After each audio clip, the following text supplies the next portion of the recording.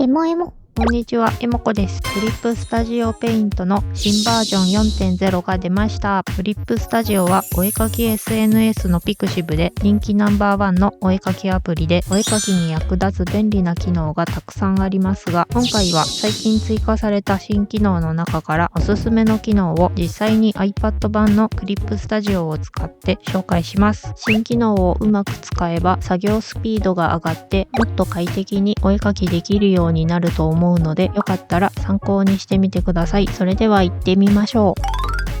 最初に紹介するのはパペット変形です。絵のポーズを簡単に変えたり、ひらひらした服や紙なども変形できる便利な新機能です。絵のポーズを少しだけ変えたい時に一から描き直さなくてもパペット変形で簡単に調整できるようになりました。使い方はとても簡単で、編集、変形、パペット変形で絵にメッシュが表示されるので、関節と固定したいところをタップしてピン止めしたら、ピンをスワイプするだけで簡単に変形できます。普通の変形ツールよりも直感的で操作しやすいです。絵を描いた後に腕や足をもう少し曲げたかったなという時に簡単に動かせて面白いです。ピンの前後関係を変えれば手を体の前に出したり後ろに隠したりもできます。ペン先をピンの近くに持っていくと矢印が出てスワイプでパーツを回転できます。変形後に違和感があるところだけ手直しすればよくて、一から描き直すよりも楽になりそうです。パーツ同士が重なっていてうまく変形できないときは、変形したいパーツをレイヤー分けすると綺麗に変形できます。デフォルメされたフラットな絵柄と相性が良くて結構自由に動かせるので、絵の修正だけでなくちょっとしたアニメ制作にも使えそうです。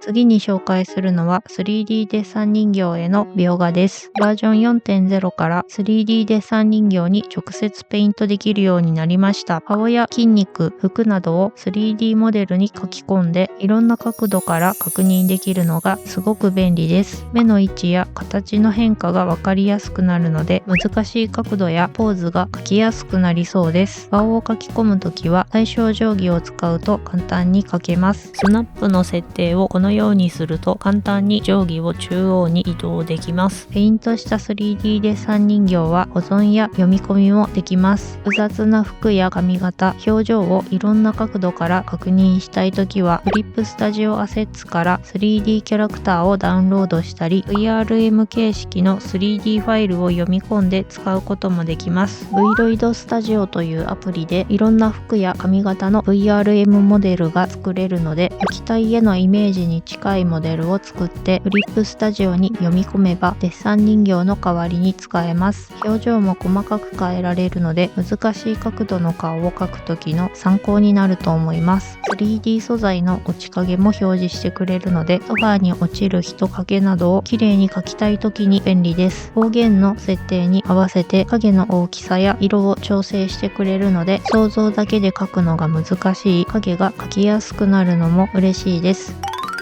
次に紹介するのはオブジェクトのスナップです。オブジェクトを等間隔に並べたり大きさを揃えたい時に便利です。表示、スナップ、オブジェクト同士のスナップをオンにすると、オブジェクトを移動、変形する時に赤い表示が出て間隔や大きさを簡単に揃えられます。特殊定規にスナップにチェックを入れると、対称定規で片方を変形、移動した時に反対側にも反映してくれます。持続的な模様を描きたい時や物を等間隔に並べたい時に絵や数値入力で地道に調整しなくても良くなってとても助かります。次に紹介するのは吸着機能です。吸着機能は選択ツールや投げ縄塗りに追加されたかなり便利な新機能で、今までフリーハンドや自動選択でうまく選択できなかったところをさっと選択して綺麗に塗れるようになりました。参照レイヤーの線画をペンでなぞるだけでこんな風に吸着しながら選択範囲をきれいに囲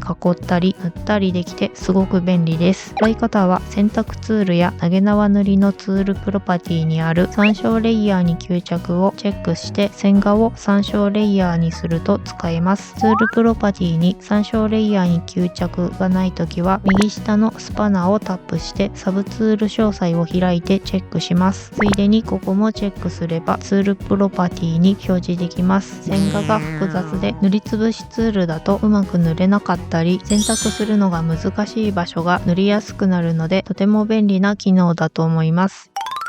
次にバージョン 4.0 ですごく便利になったのが、色の設定を変えるときにプレビュー確認できるようになったところです。例えばクリップスタジオはレイヤーカラーでレイヤーに書かれている絵の色を変えることができますが、今まで色の設定を変えても OK ボタンを押すまで色がどのように変わるか確認できなかったのが、バージョン 4.0 から色の設定を変えるだけですぐにキャンバスの絵にプレビュー反映されるようになったので、イメージ通りの色を素早く探せるのがすごく快適です。ちなみにレイヤーカラーを設定した後は書き足した線も同じ色になるので、線画レイヤーと下書きレイヤーを別の色に設定しておくと、下書きレイヤーに線画を描くようなミスが防げるのでおすすめです。バージョン 3.2 からカラーフィルターとフィルターギャラリーでフィルターもプレビュー確認できるようになっているので、フィルターを使った仕上げの加工も昔よりやりやすくなっています。バージョン 4.0 で便利なフィルターもいくつか追加されていて、レンズぼかしフィルターを使うとカメラで撮影したような奥行き感のあるイラストが簡単に作れて楽しいです。あと前からあるフィルム系のフィルターも色収差とノイズを同時にかけられて豪華な仕上がりになるのでお気に入りです。フリップスタジオはイラストだけでなく動画やアニメーションも作れて、以前から動画の一部にイラストを書き込んだり、動画をなぞってロトスコープのアニメを作ったりできますが、バージョン 4.0 からムービーから新規作成できるようになって、動画編集もやりやすくなっているので、イラストだけでなく動画やアニメを作ってみたい人にもおすすめです。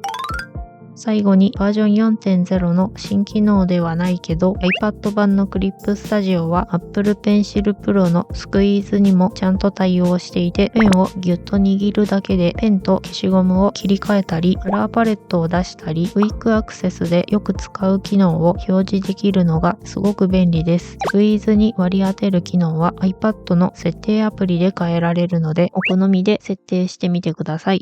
iPad のクリップスタジオは月額または年額課金制ですが、最大3ヶ月の無料体験も用意されていて、今回紹介した新機能も全部試せるので、ぜひ使ってみてください。iPad 版のシンプルモードに使い方のチュートリアルがあったり、公式の使い方講座も充実していて、初心者の人でも使いやすいと思います。iPad を持っていない人もパソコンやスマホで同じように使えて、スマホ版の無料体験は毎月30時間全ての機能が使えるので、皆さんもぜひクリップスタジオでお絵描きしてみてください。クリップスタジオには他にも便利な機能がたくさんあって、過去動画でおすすめの機能や素材を紹介しているので、よかったらそちらも見てみてください。この動画が参考になったよという人は、チャンネル登録や高評価、コメントなどしてもらえると動画を作る励みになるので、よろしくお願いします。ご視聴ありがとうございました。